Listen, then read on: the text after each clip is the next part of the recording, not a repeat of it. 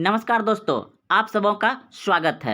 अगर आप कंपटीशन की तैयारी कर रहे हैं तो आपके लिए यह वीडियो बहुत महत्वपूर्ण होगा, क्योंकि इस वीडियो में इतिहास के सभी वीवीआई प्रश्न मिलेंगे के इतिहास का अति महत्वपूर्ण प्रश्न जो सभी प्रतियोगिता परीक्षाओं में पूछे जाते हैं।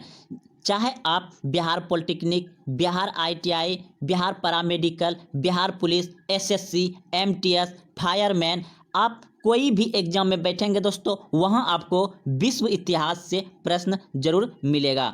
तो 100 प्रश्न है और इस तरह का प्रश्न एग्जाम में पूछे जाते हैं, चाहे आप कोई भी एग्जाम में बैठेंगे। तो आइए पहला प्रश्न देखिए। स्क्रीन पर प्रश्न है कि सिंधु सभ्यता में स्वस्तिक किसे प्रदर्शित करता है। तो सिंधु सभ्यता में स्वस्तिक किसे प्रदर्शित करता है? तो सूर्य उपासना, ऑप्शन नंबर ए सही हो जाएगा। अगला प्रश्न आपका, किस ताम्र पौराणिक स्थल से एक कृत्रिम नहर बनाए जाने के साक्ष्य मिले हैं? किस ताम्र पौराणिक स्थल से एक कृत्रिम नहर बनाए जाने के साक्ष्य मिले हैं? तो इस प्रश्न का उत्तर हो जाएगा आपका ऑप्शन नंबर डी, बिल्कुल सही है, इनामा गांव। अगला प्रश्न है, सिंधु सभ्यता की सर्वोत्तम कलाकृतियां किन्हें कहा गया है? सिंधु सभ्यता की सर्वोत्तम कलाकृतियां किन्हें कहा गया है? तो इस प्रश्न का उत्तर होगा आपका ऑप्शन नंबर बी, बिल्कुल सही है, मोहरों को। अगला प्रश्न है, सिंधु सभ्यता कालीन किस स्थल से सूती कपड़े के उपयोग के प्रमाण मिले हैं? सिंधु सभ्यता कालीन किस स्थल से सूती कपड़े के उपयोग के प्रमाण मिले हैं? तो इस प्रश्न का उत्तर हो जाएगा आपका ऑप्शन नंबर डी, बिल्कुल सही है, मोहनजोदड़ो से सूती कपड़ा का उपयोग सिंधु सभ्यता में किस जगह से मिले हैं? मोहनजोदड़ो से, ऑप्शन नंबर डी सही हो जाएगा। अगला प्रश्न है, हड़प्पा से प्राप्त धरती देवी की समानता मिस्र की किस देवी से की गई है? हड़प्पा से प्राप्त धरती देवी की समानता मिस्र की किस देवी से की गई है? तो इस प्रश्न का उत्तर हो जाएगा आपका ऑप्शन नंबर ए, बिल्कुल सही है, आइसिस। अगला प्रश्न है, अशोक का जोरगो अभिलेख कहाँ स्थित है? अशोक का जोहर अभिलेख कहाँ स्थित है? तो इस प्रश्न का उत्तर हो जाएगा आपका उत्तर प्रदेश में, ऑप्शन नंबर डी सही है। प्रश्न है, ऋग्वेद में किस मंडल को सोम मंडल कहा गया है? ऋग्वेद में किस मंडल को सोम मंडल कहा गया है? तो इस प्रश्न का उत्तर हो जाएगा आपका 9वां मंडल को कहा गया है, ऑप्शन नंबर डी सही है। प्रश्न है, ऋग्वेद का कौन सा मंडल सबसे प्राचीन माना गया है? ऋग्वेद का कौन सा मंडल सबसे प्राचीन माना गया है? तो इस प्रश्न का उत्तर हो जाएगा आपका ऑप्शन नंबर सी, बिल्कुल सही है, 7वां। अगला प्रश्न है, ऋग्वेद के बाद किस ग्रंथ को वैदिक साहित्य का सबसे बड़ा ग्रंथ माना जाता है? ऋग्वेद के बाद किस ग्रंथ को वैदिक साहित्य का सबसे बड़ा ग्रंथ माना जाता है? तो इस प्रश्न का उत्तर हो जाएगा आपका ऑप्शन नंबर सी, बिल्कुल सही है, शतपथ ब्राह्मण, शतपथ ब्राह्मण। अगला प्रश्न है, 6वीं शताब्दी ईसा पूर्व के महाजनपदों में से कौन सा एकमात्र महाजनपद दक्षिण भारत में स्थित था? 6वीं शताब्दी ईसा पूर्व के महाजनपदों में से कौन सा एकमात्र महाजनपद दक्षिण भारत में स्थित था? तो इस प्रश्न का उत्तर हो जाएगा आपका ऑप्शन नंबर बी बिल्कुल सही है, अस्मक।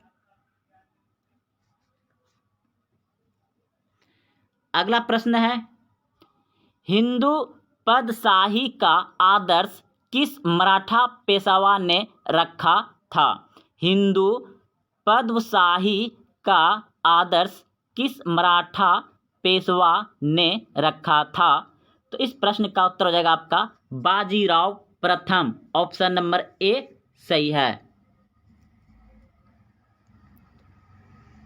प्रश्न है, निम्नलिखित में से कौन भारतीय राज्य अंग्रेजों के लिए दुधारू गाय था? निम्नलिखित में से कौन भारतीय राज्य अंग्रेजों के लिए दुधारू गाय था? तो इस प्रश्न का उत्तर हो जाएगा आपका ऑप्शन नंबर डी बिल्कुल सही है, अवध। प्रश्न है, नाजीवाद का उदय विश्व के किस देश में हुआ था? नाजीवाद का उदय विश्व के किस देश में हुआ था? तो इस प्रश्न का उत्तर होगा आपका ऑप्शन नंबर डी बिल्कुल सही है, जर्मनी में। नाजीवाद का उदय किस देश में हुआ था? जर्मनी में। प्रश्न है, पहिए का आविष्कार किस काल में हुआ था? पहिए का आविष्कार किस काल में हुआ था? तो इस प्रश्न का उत्तर होगा आपका नवपोषण काल में पहिए का आविष्कार हुआ था। नवपोषण काल। प्रश्न है, मनुष्य ने सबसे पहले किस धातु का प्रयोग करना सीखा? मनुष्य ने सबसे पहले किस धातु का प्रयोग करना सीखा? तो इस प्रश्न का उत्तर हो जाएगा आपका ऑप्शन नंबर डी बिल्कुल सही है, तांबा का। मनुष्य ने सर्वप्रथम किस धातु का प्रयोग करना सीखा? तांबा का। प्रश्न है, अमेरिका की क्रांति किस वर्ष हुई थी? अमेरिका की क्रांति किस वर्ष हुई थी? तो इस प्रश्न का उत्तर हो जाएगा 1776 ईस्वी में। अमेरिका की क्रांति किस वर्ष हुई थी? 1776 ईस्वी में। ऑप्शन नंबर ए सही है। प्रश्न है, वैदिक संस्कृति का भारतीय सभ्यता पर सबसे मुख्य प्रभाव क्या था? वैदिक संस्कृति का भारतीय सभ्यता पर सबसे मुख्य प्रभाव क्या था? तो इस प्रश्न का उत्तर हो जाएगा आपका ऑप्शन नंबर ए बिल्कुल सही है, धर्म एवं दर्शन का विकास। धर्म एवं दर्शन का विकास।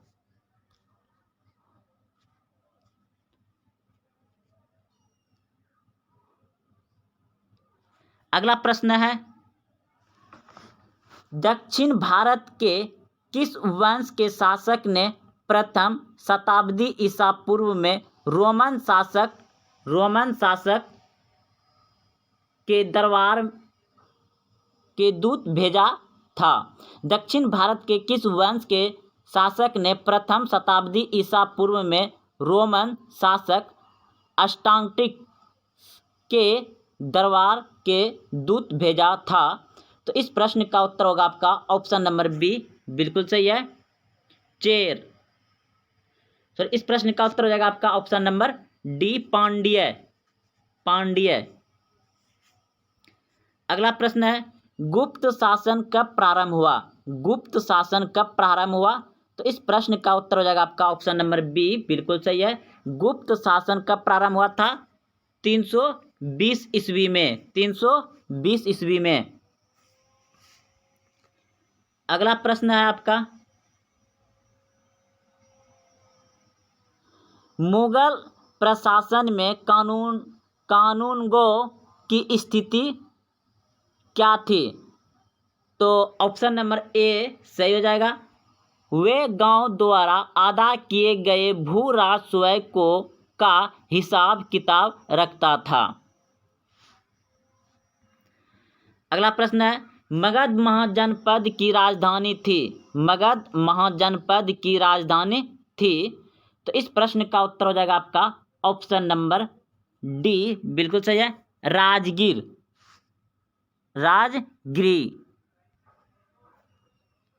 प्रश्न है, मठ किस धर्म से संबंधित है? मठ किस धर्म से संबंधित है? तो इस प्रश्न का उत्तर हो जाएगा आपका ऑप्शन नंबर सी, बिल्कुल सही है, बौद्ध धर्म से। अगला प्रश्न है, अमित्रघात किस मौर्य शासक की उपाधि थी? अमित्रघात किस मौर्य शासक की उपाधि थी? तो इस प्रश्न का उत्तर हो जाएगा बिंदुसार। बिंदुसार को अमित्रघात भी कहा जाता था। अगला प्रश्न है, मिनांडर किस वंश का प्रसिद्ध राजा था? तो इस प्रश्न का उत्तर हो जाएगा आपका ऑप्शन नंबर बी, बिल्कुल सही है, हिंद यवन। ऑप्शन नंबर बी सही है। अगला प्रश्न है, अजात शत्रु का संबंध किस वंश से था? अजात शत्रु का संबंध किस वंश से था? तो होयर्क वंश से था। अजात शत्रु का संबंध किस वंश से था? होयर्क वंश से था। ऑप्शन नंबर बी सही है।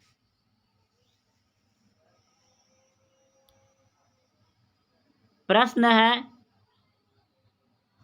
व्याकरण के महान टीकाकरण पतंजलि निम्न में से किस शासक के समकालीन थे? व्याकरण के महान टीकाकार पतंजलि निम्न में से किस शासक के समकालीन थे? तो Pushyamitra Shunga. Option number A बिल्कुल सही है।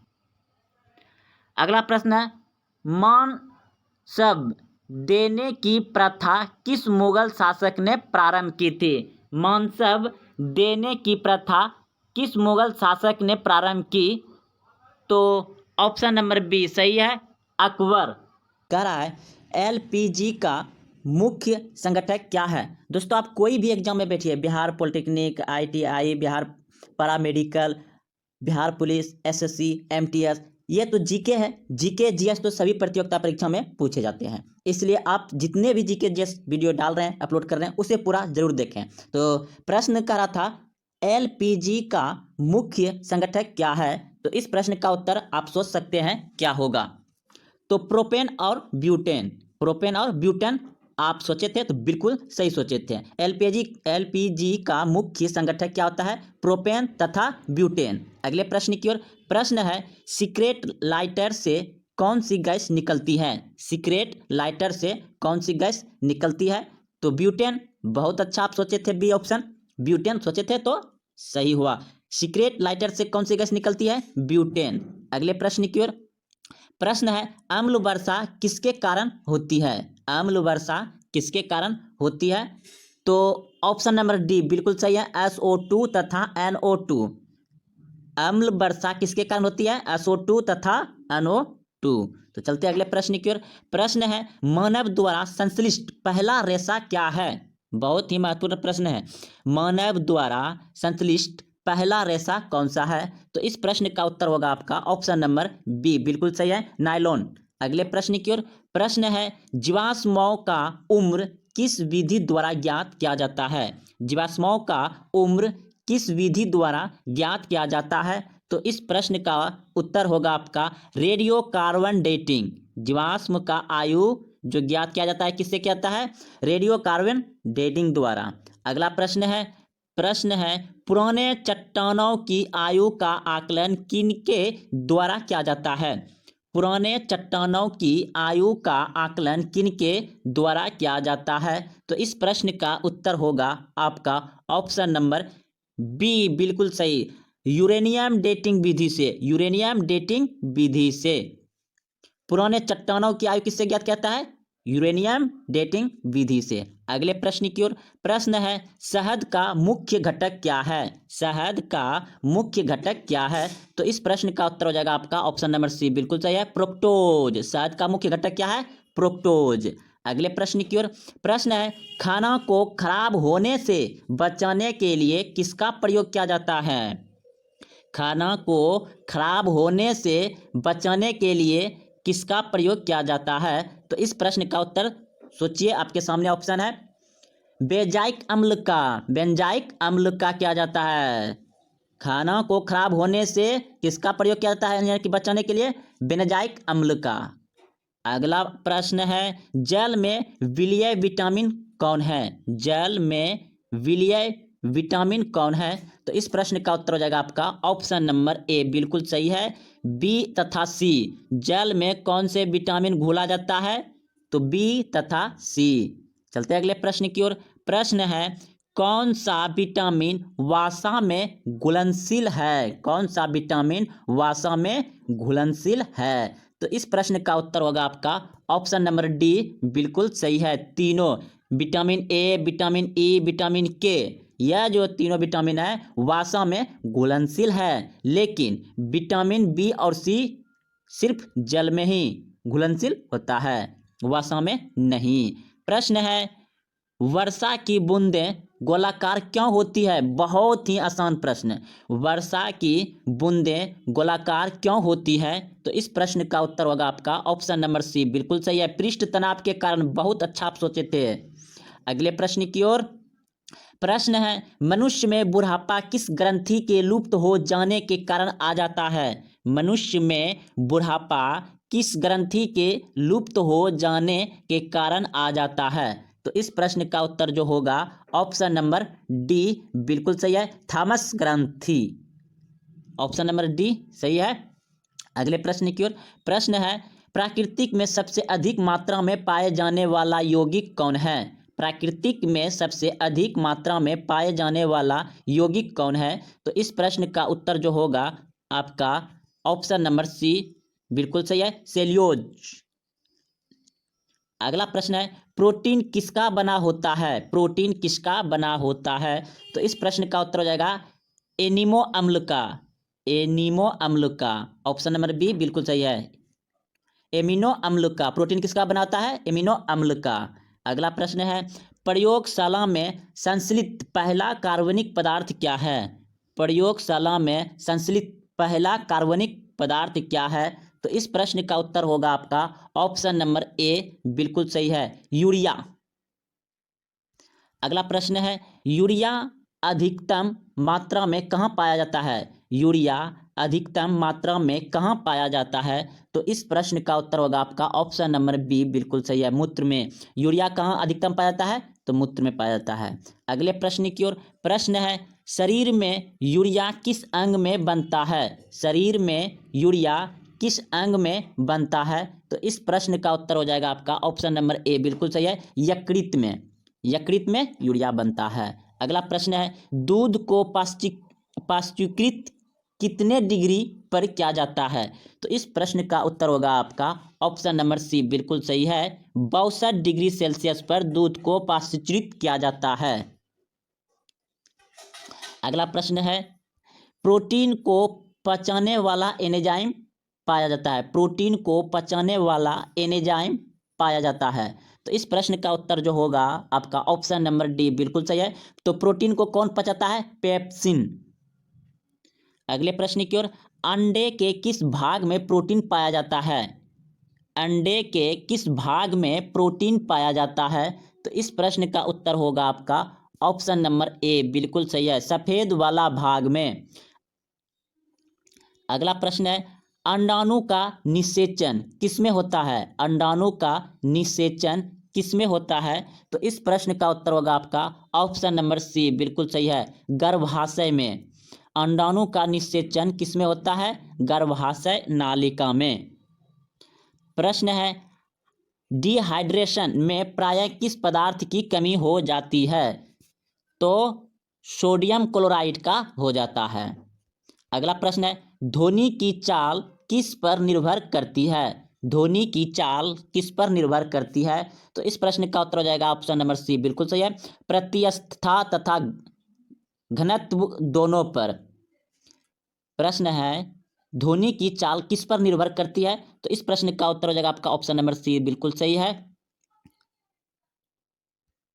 अगला प्रश्न है, दिया सलाई में किसका प्रयोग किया जाता है? दिया सलाई में किसका प्रयोग किया जाता है?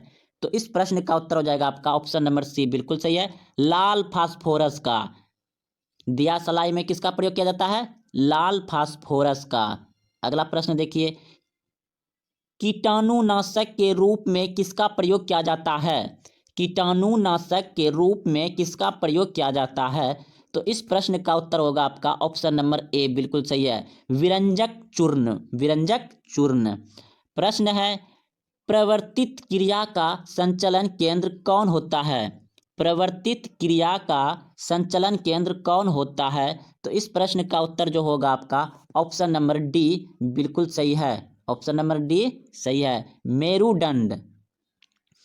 प्रश्न है, ऑटोमोबाइल के हाइड्रोलिक ब्रेक किस नियम पर काम करता है? ऑटोमोबाइल के हाइड्रोलिक ब्रेक किस नियम पर काम करता है? तो इस प्रश्न का उत्तर हो जाएगा आपका ऑप्शन नंबर डी, बिल्कुल सही है, पास्कल के नियम पर। पास्कल के नियम पर। अगला प्रश्न है, सोने को किसमें घोला जा सकता है? सोना को किसमें घोला जा सकता है?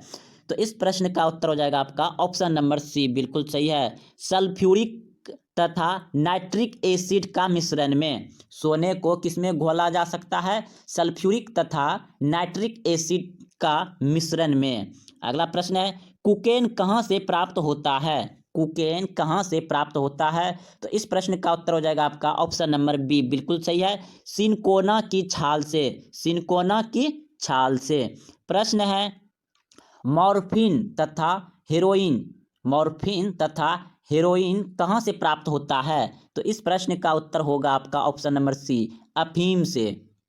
अगला प्रश्न है, तारपीन का तेल कहाँ से प्राप्त होता है? तारपीन का तेल कहाँ से प्राप्त होता है? तो इस प्रश्न का उत्तर होगा आपका ऑप्शन नंबर ए, बिल्कुल सही है, चीड़ के पेड़ से तारपीन का तेल प्राप्त होता है। प्रश्न है, चाय में कौन सा उत्तेजित पदार्थ पाया जाता है? चाय में कौन सा उत्तेजित पदार्थ पाया जाता है? तो इस प्रश्न का उत्तर हो जाएगा आपका ऑप्शन नंबर बी, बिल्कुल सही है, थीन। प्रश्न है, कॉफी में कौन सा उत्तेजित पदार्थ पाया जाता है? कॉफी में कौन सा उत्तेजित पदार्थ पाया जाता है? तो इस प्रश्न का उत्तर हो जाएगा आपका option number D, caffeine. Coffee में कौन सा उत्तेजित पदार्थ पाया जाता है? कैफीन। अगला प्रश्न है, दूध में उपस्थित प्रोटीन होता है। दूध में उपस्थित प्रोटीन होता है। दूध में उपस्थित प्रोटीन होता है तो केसिन। ऑप्शन नंबर ए बिल्कुल सही है, केसिन। प्रश्न है, 1 ग्राम वसा से कितना ऊर्जा उत्पन्न होती है? 1 ग्राम वसा से कितना ऊर्जा उत्पन्न होती है? तो इस प्रश्न का उत्तर हो जाएगा आपका ऑप्शन नंबर बी, बिल्कुल सही है, 9.3 कैलोरी। 1 ग्राम वसा से कितना ऊर्जा उत्पन्न होती है? 9.3 कैलोरी। अगला प्रश्न है, भूमि पर पाए जाने वाला पौधा कहलाता है। भूमि पर पाए जाने वाला पौधा कहलाता है। तो इस प्रश्न का उत्तर हो जाएगा आपका ऑप्शन नंबर बी, बिल्कुल सही है, बायोफाइटिक्स। भूमि पर पाए जाने वाला पौधा क्या कहलाता है? बायोफाइटिक्स। अगला प्रश्न देखिए, मरुस्थल में उगने वाला पौधा क्या कहलाता है? मरुस्थल में उगने वाला पौधा क्या कहलाता है? तो इस प्रश्न का उत्तर हो जाएगा आपका ऑप्शन नंबर डी, बिल्कुल सही है, जीरोफाइटिक्स। अगला प्रश्न है, चट्टानों पर उगने वाला पौधा क्या कहलाता है? चट्टानों पर उगने वाला पौधा क्या कहलाता है? तो इस प्रश्न का उत्तर हो जाएगा आपका ऑप्शन नंबर ए, लिथोफाइटिक्स। अगला प्रश्न 50 नंबर प्रश्न है, गोबर पर उगने वाला कवक कौन है? तो इस प्रश्न का उत्तर हो जाएगा आपका ऑप्शन नंबर ए, बिल्कुल सही है, क्रोपोफिल। तो दोस्तों आज यहीं तक रहने देते हैं। अगर आपको अच्छा लगे तो अपने दोस्तों में शेयर जरूर करें। अगर आप अभी तक नए हैं तो चैनल को सब्सक्राइब कर लें, घंटी दबा दें और कमेंट जरूर करें। जय हिंद, जय भारत। पूर्ण जागरण का आरंभ कहाँ हुआ था? पूर्ण जागरण मतलब होता है कि पुनः जागना।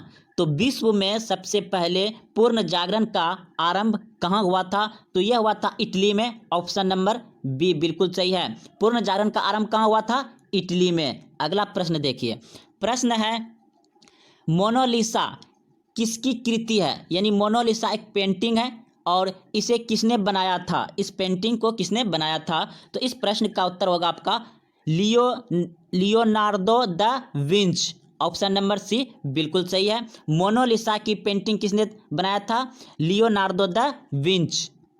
अगला प्रश्न देखिए, डिवाइन कमोडी नामक काव्य किसने लिखा?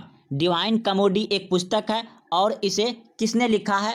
तो इस प्रश्न का उत्तर होगा आपका दंतो। ऑप्शन नंबर ए बिल्कुल सही है। डिवाइन कमोडी पुस्तक किसने लिखा है? दंतो ने।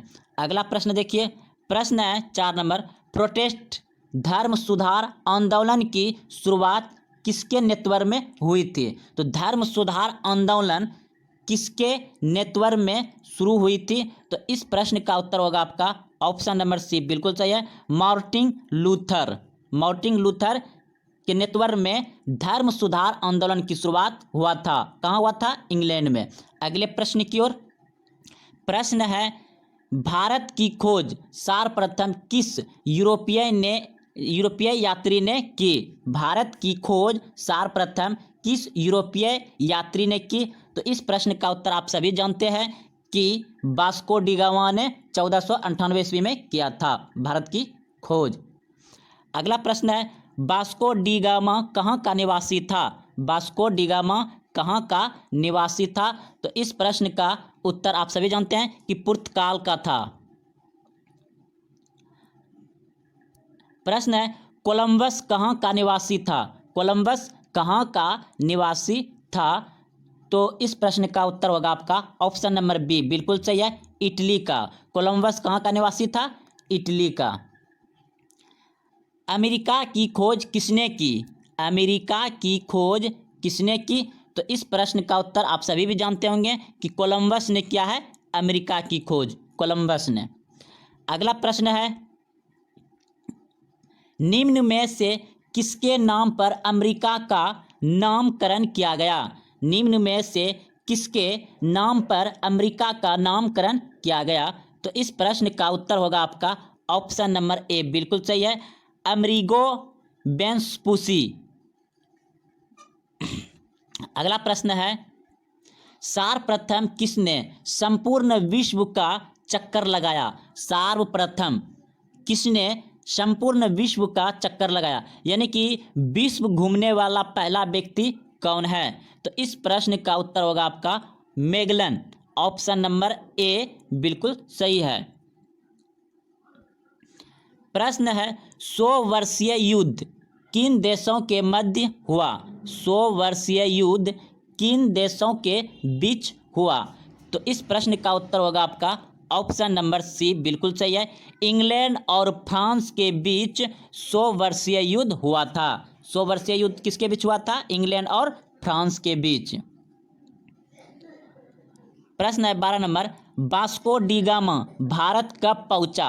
वास्को डी गामा भारत कब पहुंचा? तो आप सभी जानते हैं 1498 ईस्वी में कालीकट तट पर पहुंचा था दक्षिण भारत में। प्रश्न है, वास्को डी गामा सर्वप्रथम भारत के किस स्थान पर पहुंचा? तो अभी तुरंत दोस्तों हम बता ही दिए हैं कि भारत में वास्को डी गामा 1498 में किस स्थान पर पहुंचा था? तो इस प्रश्न का उत्तर हो जाएगा कालीकट। प्रश्न है, कोलंबस ने अमेरिका की खोज कब की? कोलंबस ने अमेरिका की खोज कब की? तो इस प्रश्न का उत्तर होगा आपका 1492 में। 1492 में कोलंबस ने अमेरिका की खोज की थी। प्रश्न है, बोस्टन टी पार्टी यानी चाय पार्टी भी इसे कहा जाता है, तो बोस्टन चाय पार्टी की घटना कब हुई थी? तो इस प्रश्न का उत्तर जो होगा आपका ऑप्शन नंबर ए बिल्कुल सही है, 16 दिसंबर 1773 ईस्वी को बोस्टन टी पार्टी की घटना हुई थी। ऑप्शन नंबर ए सही है। अगला प्रश्न है, बोस्टन टी पार्टी की घटना के नायक थे? बोस्टन टी पार्टी की घटना के नायक थे?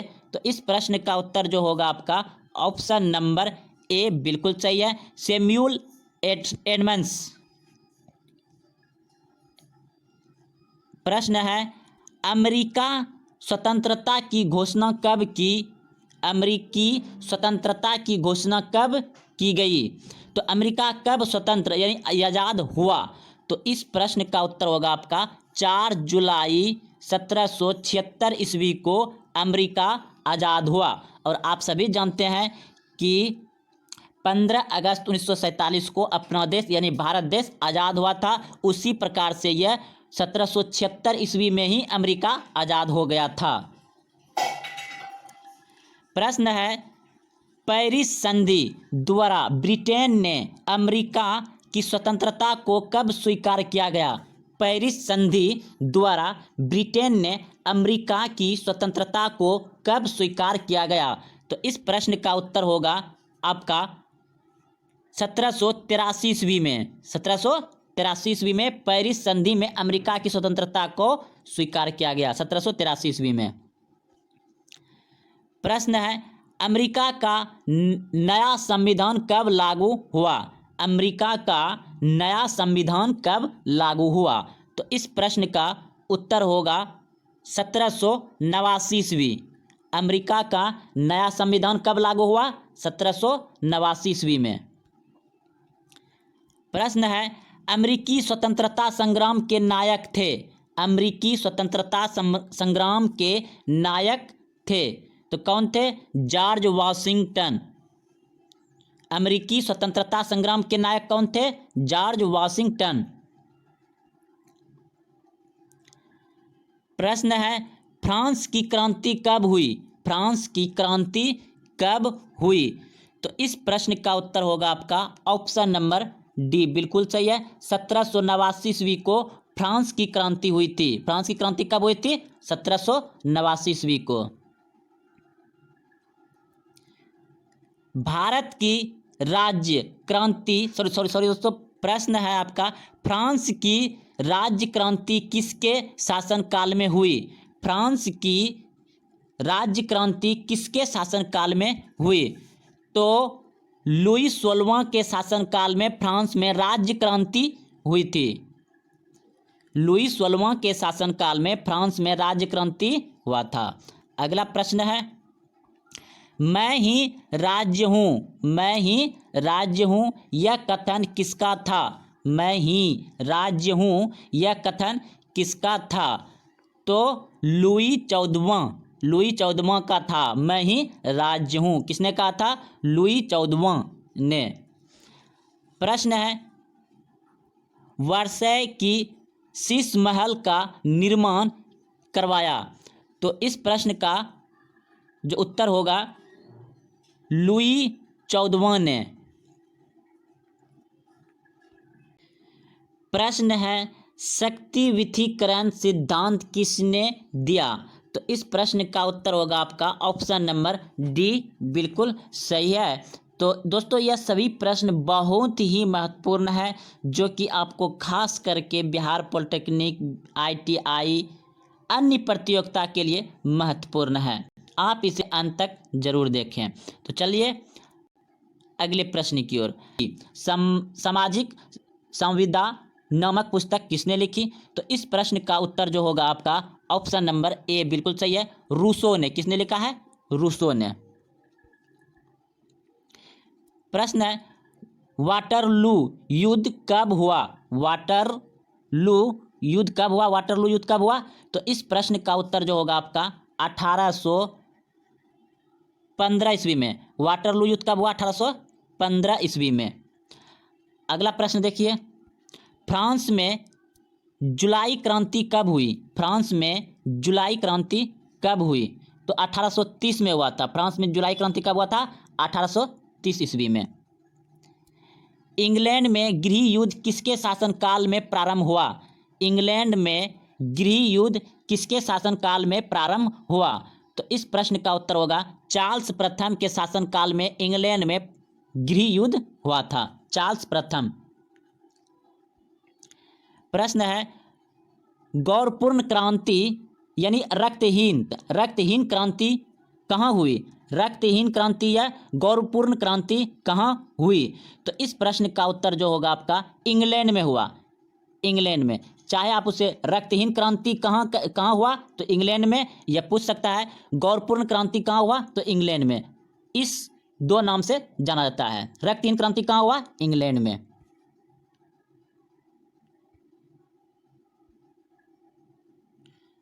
प्रश्न है, इंग्लैंड की गौरपूर्ण क्रांति किसके शासनकाल में हुई?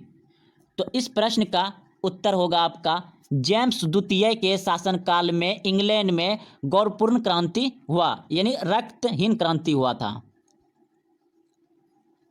प्रश्न है, इंग्लैंड की संसद ने बिल ऑफ राइट्स कब पारित किया? तो इस प्रश्न का उत्तर जो होगा आपका 1689 ईस्वी में, 1689 ईस्वी में। रक्त और लौह की नीति निम्न में से किससे संबंधित है? रक्त और लौह की नीति निम्न में से किससे संबंधित है? तो बिस्मार्क से। किससे संबंधित है? बिस्मार्क से। यंग इटली नामक संगठन किसने बनाया? यंग इटली नामक संगठन किसने बनाया? तो इस प्रश्न का उत्तर होगा आपका मेजनी ने। मेजनी ने यंग इटली नामक संगठन बनाया था।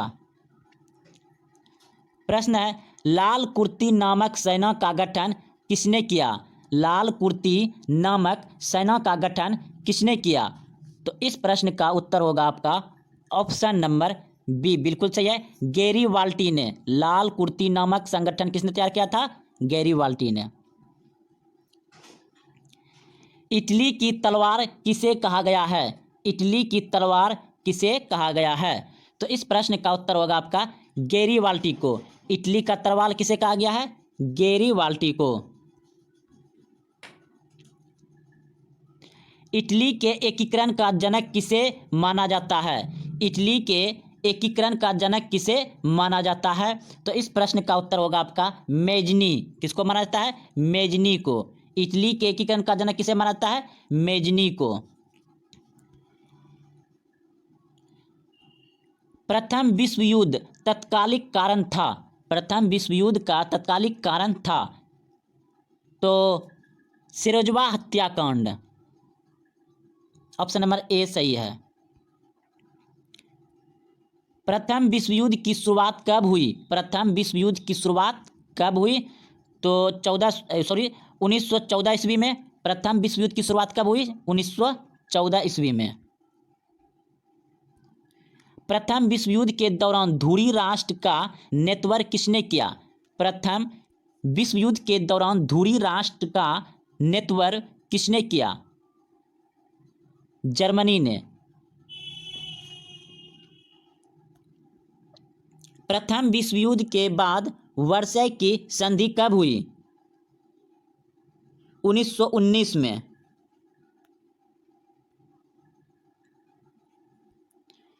रूसी साम्राज्य को राष्ट्रों का कारागार किसने कहा था? लेनिन ने। रूसी क्रांति कब हुई? रूसी क्रांति कब हुई? 1917 ईस्वी में। रूसी क्रांति कब हुई है? 1917 ईस्वी में रूसी क्रांति हुई है। निम्न में से किस क्रांति को अक्टूबर की क्रांति कहा जाता है? निम्न में से किस क्रांति को अक्टूबर की क्रांति कहा जाता है? रूसी क्रांति को।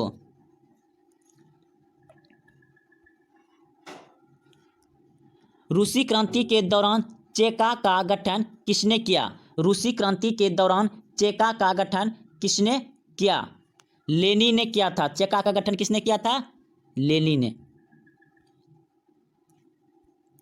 निम्न में से किसने रूस में लाल सेना का गठन किया था? निम्न में से किसने रूस में लाल सेना का गठन किया था? ट्रेस्टकी ने। ऑप्शन नंबर ए सही है, लाल सेना का गठन किया था।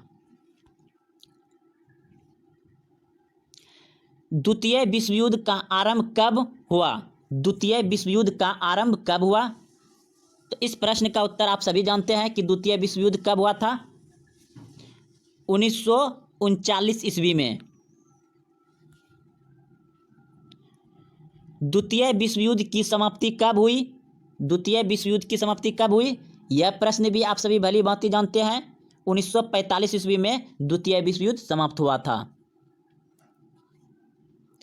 जापान ने अमेरिका के पर्ल हार्बर नौसैनिक अड्डे पर कब आक्रमण किया था? जापान ने अमेरिका के पर्ल हार्बर नौसैनिक अड्डे पर कब आक्रमण किया था? 1941 ईस्वी में। 1941 ईस्वी में किया था। जापान ने अमेरिका के पर्ल हार्बर यानी कि नौसेना के अड्डा पर आक्रमण किया था। कब? 1941 ईस्वी में। संयुक्त राज्य अमेरिका ने जापान के हिरोशिमा एवं नागासाकी नगर पर परमाणु बम कब गिराया? तो यह प्रश्न का उत्तर आप सभी जानते हैं कि 1945 ईस्वी में संयुक्त राष्ट्र अमेरिका ने जापान के हिरोशिमा एवं नागासाकी नगर पर परमाणु बम गिराया था। तो दोस्तों यह 50 प्रश्न अति महत्वपूर्ण था। आप जो भी एग्जाम में बैठेंगे दोस्तों इस तरह का प्रश्न पूछे जाएंगे। तो आप अगर अभी तक चैनल को सब्सक्राइब नहीं किए तो चैनल को सब्सक्राइब कर लें, लाइक कर दें और अपने दोस्तों में शेयर जरूर करें। जय हिंद, जय भारत।